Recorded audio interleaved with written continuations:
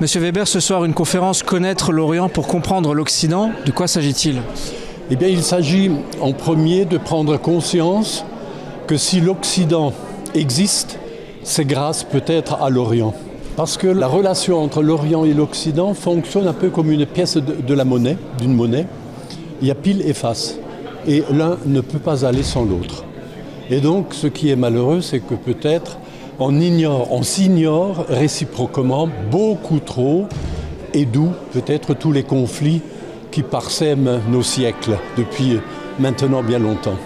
Quel est votre objectif ce soir ? Eh bien, c'est de réveiller d'abord une conscience sur nous-mêmes.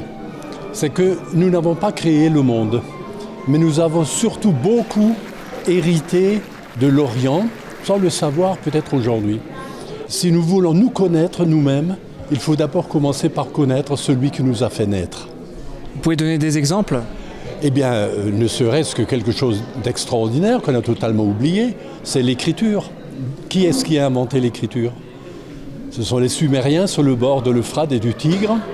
Et sans l'écriture, on ne serait pas rentré dans l'histoire. L'ignorance nous amène à la haine et à la violence. Et le fait de connaître un peu l'autre, eh bien, on n'accède plus à la haine. Connaître quelqu'un, c'est peut-être être dans une bonne étape pour l'aimer. Et si on pouvait évoquer un peu nos esprits ce soir avec ça, je serais heureux.